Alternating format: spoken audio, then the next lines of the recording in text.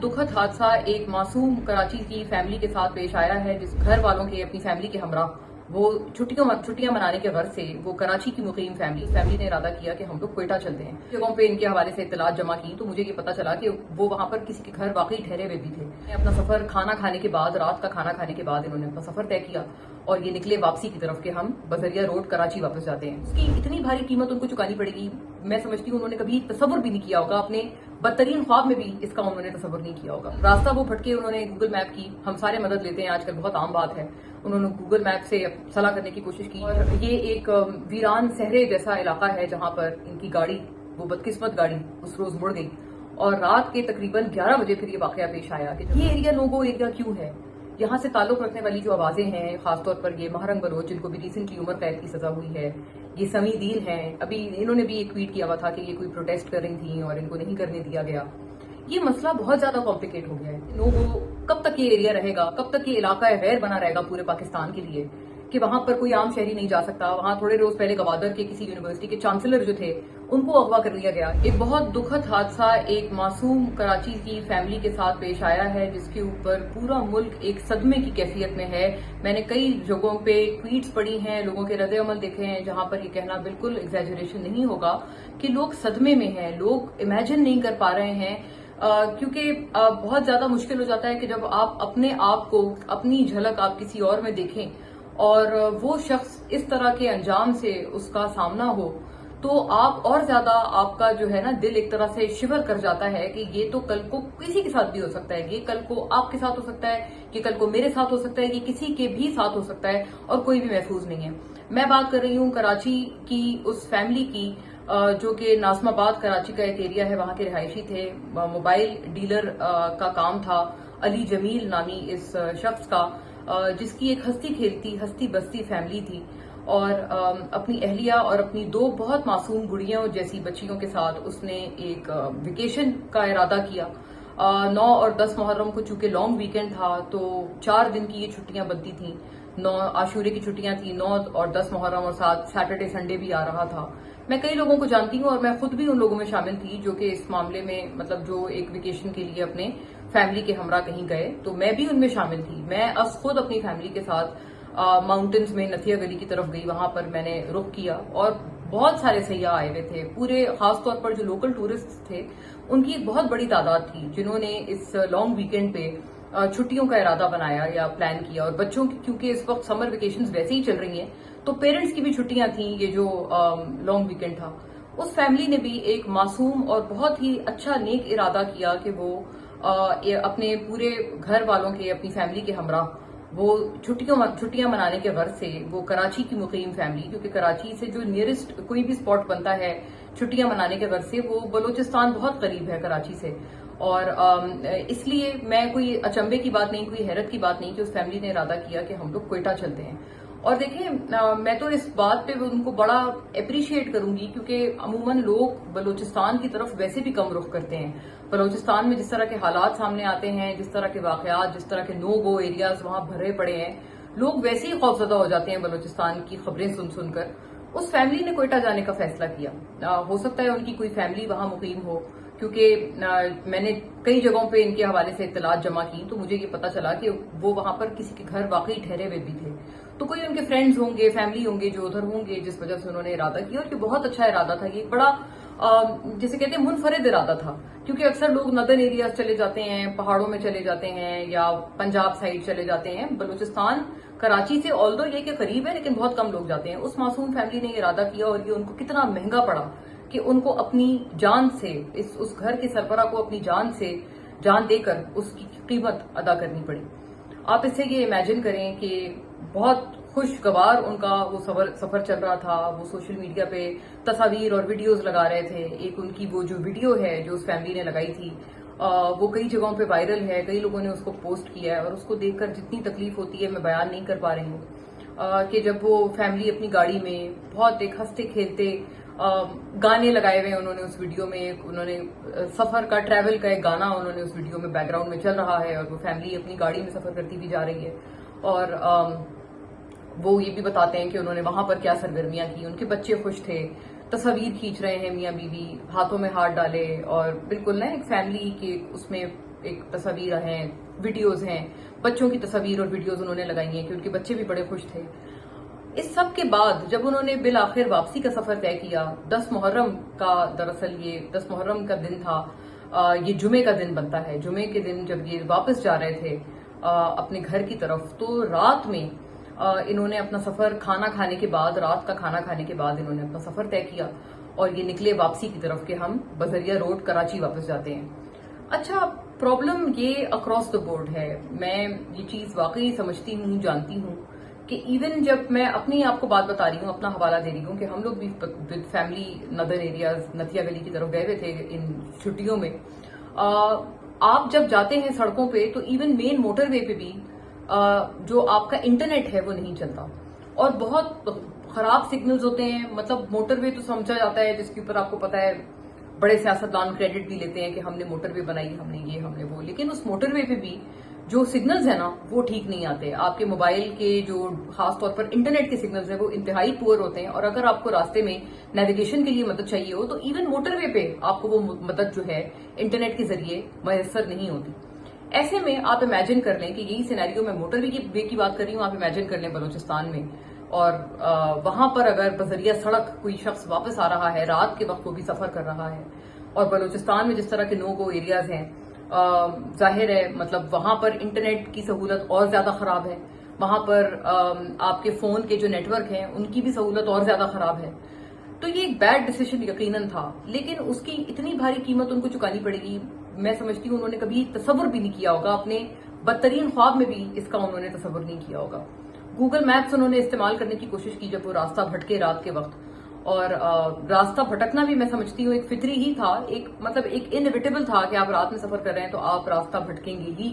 وہ بھی کوئی ایسی فیملی جو ایک مطلب رات کے ٹائم آ رہی ہے، اور رہنے والے وہ کراچی کے ہیں، وہاں مطلب لوکل نہیں ہے بلوچستان کے. تو بہرحال راستہ وہ بھٹکے، انہوں نے گوگل میپ کی، ہم سارے مدد لیتے ہیں آج کل، بہت عام بات ہے. انہوں نے گوگل میپ سے صلاح کرنے کی کوشش کی، جس سے میں سمجھتی ہوں یا تو کوئی انٹرنیٹ کا پرابلم تھا، یا کیونکہ انٹرنیٹ کے حالات تو میں نے آپ کو بتایا موٹر وے بھی بہت پتلے ہیں، تو وہاں پر بھی میں یقین سے کہتی ہوں کہ انٹرنیٹ صحیح کام نہیں کر رہا ہوگا.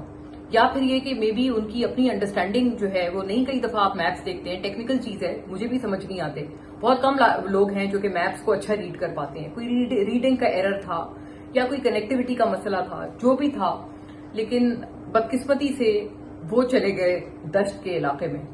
اور یہ ایک ویران صحرے جیسا علاقہ ہے جہاں پر ان کی گاڑی، وہ بدقسمت گاڑی اس روز مڑ گئی، اور رات کے تقریباً 11 بجے پھر یہ واقعہ پیش آیا کہ جب ان کی گاڑی پر اندھا دھند فائرنگ شروع کر دی گئی. وہ کسی ایریا میں گئے، پہلے شاید بتایا جاتا ہے ان کو روکنے کی کوشش کی، لیکن جب وہ نہیں روکے، وہ خود بھی ڈر گئے. ظاہر ہے وہ فیملی ہے، ان کے ساتھ چھوٹی معصوم بچیاں ہیں، ان کو بھی سیف نہیں لگا ہوگا. وہ نہیں رکے، انہوں نے گاڑی وہاں سے دوبارہ پلٹ کر بھگانے کی کوشش کی، تو ان کی گاڑی پر اس کے نتیجے میں اندھا دھند فائرنگ کر دی گئی. 11 بجے کے تقریباً قریب یہ واقعہ ہوا، جب یہ فائرنگ والا واقعہ ہوا، جس کے نتیجے میں جو گھر کا سربراہ تھا، جو علی جمیل نامی یہ شخص تھا، وہ شدید زخمی ہوا.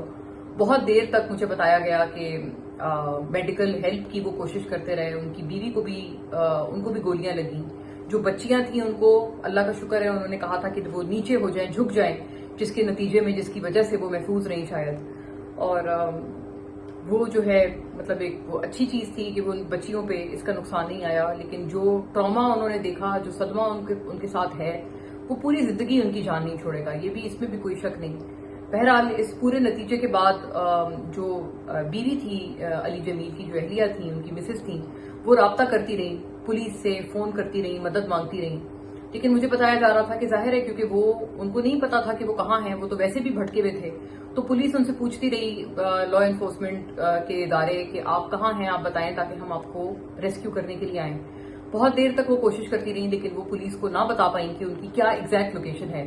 اور یہی جو سلسلہ ہے وہ گاڑی میں آپ اندازہ لگائیں، گرمی میں اور خون میں لت پت، پسینوں میں، کس طرح سے وہ تکلیف میں انہوں نے وہ لمحات گزارے ہوں گے، اور وہ کتنے ایک قیامت کی طرح اس فیملی پہ وہ گزرے ہوں گے جب وہ محصور تھے اس گاڑی میں اور مدد کے لیے آہو پکار کر رہے تھے. سامنے ان کا جو گھر کا سربراہ تھا، جو علی جمیل جو یہ شخص ہے، وہ بالکل مطلب زخمی حالت میں پڑا ہے، وہ بے بس ہیں، وہ کچھ نہیں کر پا رہے ہیں. وہ اس خاتون کو سمجھ نہیں آ رہا ہوگا کہ وہ اپنی بچیوں کو دلاسا دے، وہ اپنے آپ کو دیکھے یا اپنے شوہر کو بچانے کے لیے کچھ کرے. مطلب میں امیجن نہیں کر سکتی ہوں کہ اس وقت یہ لوگ کس کیفیت سے گزرے ہیں. اللہ تعالیٰ ہر کسی کو اس کیفیت سے محفوظ رکھے، آپ کا بدترین دشمن بھی اس کیفیت سے نہ گزرے. میں تو یہ دعا کروں گی.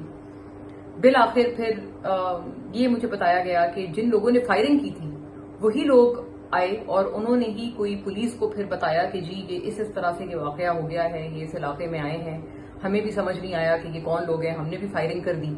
اور اس کے نتیجے میں یہ جو انوسنٹ فیملی ہے اب ان کی یہ حالت ہے. تو انہوں نے بتایا کہ ہم کس جگہ ہیں اور پھر وہ پولیس بالآخر ان تک پہنچی. غالباً صبح کے 5 بجے مجھے بتایا جاتا ہے، لیکن تب تک بہت دیر ہو چکی تھی. جو علی جمیل تھے وہ اتنے زخمی تھے کہ وہ اپنی زخموں کی ہی وجہ سے وہ جان کی بازی ہار گئے، وہ شہید ہو گیا. اور اس ٹراما میں، اس تکلیف اور صدمے میں پھر پوری فیملی کو پھر ایمبولینس وغیرہ کا، ایئر ایمبولینس کا انتظام کیا گیا اور پھر ان کو منتقل کیا گیا وہاں سے ہسپتال. بیوی جو ان کی ہیں، مسز جو ان کی ہیں، وہ مجھے بتایا جاتا ہے انٹینسو کیئر میں ہیں اور وہ بھی شدید زخمی ہیں، ٹراماٹائزڈ ہیں. ان کی تصویریں اس پورے واقعے کے بعد بہت زیادہ سوشل میڈیا پر پھیلی ہوئی ہیں، جہاں پر وہ سر پہ ایک کپڑا ان کے رکھا ہوا ہے اس خاتون نے اور بچیوں کو وہ دلاسا دے رہی ہیں. بچیاں بھی بالکل ایک شوق کے عالم میں وہ اپنی ماں کے ساتھ بالکل لپٹی ہوئی ہیں. تو ظاہر ہے دیکھیں میں بیان کرتے ہوئے بھی مجھے بہت ایک تکلیف ہو رہی ہے اس طرح کے واقعے کو. لیکن the point is کہ یہ سب کب تک چلے گا اور یہ کب رکے گا؟ بلوچستان کیوں نو گو ایریا ہے؟ یہ اس شخص کا جو سگا والد ہے ان کا بھی انٹرویو آیا، پھر انہوں نے بھی بتایا کہ کس طرح سے وہ بلوچستان گئے، کتنی خوشی میں وہ سارے انہوں نے وہاں کا رخ کیا. یہ ایریا نو گو ایریا کیوں ہے؟ یہاں سے تعلق رکھنے والی جو آوازیں ہیں، خاص طور پر یہ مہرنگ بلوچ جن کو بھی ریسنٹلی عمر قید کی سزا ہوئی ہے، یہ سمی دین ہیں، ابھی انہوں نے بھی ایک ٹویٹ کیا ہوا تھا کہ یہ کوئی پروٹیسٹ کر رہی تھیں اور ان کو نہیں کرنے دیا گیا. یہ مسئلہ بہت زیادہ کمپلیکیٹ ہو گیا ہے. یہ بتانا مشکل ہے کہ جو وہاں دہشت گردی کا ایک جینوئن مسئلہ ہے، BLA جیسی تنظیمیں وہاں ایکٹیو ہیں جن کو کئی لوگ کھل کر دہشت گرد بھی ماننے کو تیار نہیں ہیں اور ان جیسی تنظیموں کے بہت زیادہ سمپتھائزرز بھی ہیں. ان کو کنٹرول کرنے کے لیے law enforcement agencies, allied forces, بہت الگ الگ طرح کی وہاں پر فورسز ہیں جو بلوچستان میں ایگزسٹ کرتی ہیں اور جن کا مقصد یہی ہے کہ وہ کسی طرح سے ان چیزوں کو روکیں. اس سارے سلسلے کو روکنے کے لیے کئی مرتبہ کولیٹرل ڈیمیج بھی ہوتا ہے. جب کسی عام شہری کو، کسی انوسنٹ کو کئی مرتبہ آپ پکڑ لیتے ہیں، اس کولیٹرل ڈیمیج میں پکڑے گئے لوگ مسنگ پرسنز کی بھی لسٹ میں آ جاتے ہیں. کئی دفعہ اس مسنگ پرسنز کی لسٹ میں واقعی اس طرح کے لوگ بھی ہوتے ہیں جو کہ بعد میں کسی دہشت گرد حملے میں واقعی یوز بھی ہو رہے ہوتے ہیں اور وہ پتا چلتا ہے کہ یہ وہ سو اینڈ سو شخص تھا جو کہ اس مسنگ پرسنز کی لسٹ میں تھا. سو اٹ سیلف جو مسنگ پرسنز کی بھی لسٹ ہے وہ بھی بہت زیادہ ابہام سے بھری ہوئی ہے کہ اس میں جینوئن بے گناہ لوگ جن کو پکڑا ہوا ہے وہ کتنے ہیں اور وہ دہشت گرد کتنے ہیں جن کو صحیح طور پر، جائز اور لیجٹمیٹ طور پر پکڑا ہوا ہے. یہ ابہام دور ہونے کی اب جو ضرورت ہے وہ اور سنگین ہوتی جا رہی ہے. اور اب میں سمجھتی ہوں کہ جب مہرنگ بلوچ جیسی جو آوازیں ہیں جن کو اسٹیٹ کہتی ہے، ریاست کہتی ہے کہ یہ اینٹی اسٹیٹ ہیں، ان کے والد کے بارے میں بھی ابہام ہے. ان کے جو والد ہیں مہرنگ کہتی ہیں کہ وہ 2009 سے 2009 میں وہ لاپتہ ہوئے اور 2011 میں ان کی مسخ شدہ لاش پھر ان کو برآمد ہوئی اور ملی انہیں. جو سیکیورٹی فورسز ہیں ان کا موقف یہ ہے، وہ یہ کہتے ہیں کہ وہ جو ان کے والد تھے وہ دہشت گرد تھے باقاعدہ اور BLA کے دہشت گرد تھے اور وہ باقاعدہ ایک آپریشن میں ان کو مارا گیا تھا. تو ایسا کچھ بھی نہیں ہے کہ ان کو ناجائز طور پر اٹھایا گیا. یہ سیکیورٹی فورسز کا موقف ہے، what ever it is. But اب مہرنگ اریسٹڈ ہے. سمی دین بلوچ بھی جو ہے وہ بھی بتا رہی تھی کہ جی ان کو بھی کسی طرح کے پروٹیسٹ وغیرہ کی اجازت نہیں ہے. تو اب I think now is the time کہ اب ریاست ایکٹ کرے اور اس نو گو ایریا کو نو گو ایریا سے ختم کیا جائے. اس کو وہاں سے نو گو، کب تک یہ ایریا رہے گا، کب تک یہ علاقہ غیر بنا رہے گا پورے پاکستان کے لیے کہ وہاں پر کوئی عام شہری نہیں جا سکتا. وہاں تھوڑے روز پہلے گوادر کے کسی یونیورسٹی کے چانسلر جو تھے ان کو اغوا کر لیا گیا. یہ مطلب اس طرح کے واقعات بلوچستان میں ہوتے ہیں جو کہ رپورٹ نہیں ہوتے مین سٹریم میڈیا پہ، جو کہ بتائے نہیں جاتے، لیکن یہ ہیں. وہاں پر لوگوں کی جو زندگی ہے وہ اس حد تک اجیرن ہے. وہاں بہت پاپولیشن کم ہے لیکن جتنی بھی وہ پاپولیشن ہے، کیا ان کو جینے کا حق نہیں ہے؟ کیا ان کو پیسفل رہنے کا حق نہیں ہے؟ ایک مہمان جو کراچی سے اپنے فیملی کے ہمراہ وہاں پر آیا، اس کی یہ مہمان نوازی کی بلوچستان جیسے صوبے نے، جو کہ بلوچ ہمیں بتایا جاتا ہے، اور میں خود بھی، میرا اپنا تعلق بھی، میں اپنے فادر کی سائڈ سے، پیٹرنل سائڈ سے میں بلوچستان سے ہوں، کوئٹہ سے ہوں. مجھے خود بھی پتا ہے کہ وہاں کس طرح سے مہمان نوازی کی روایت ہے اور کتنی گرم جوشی سے مہمان نوازی ان کے خون میں رچی بسی ہے.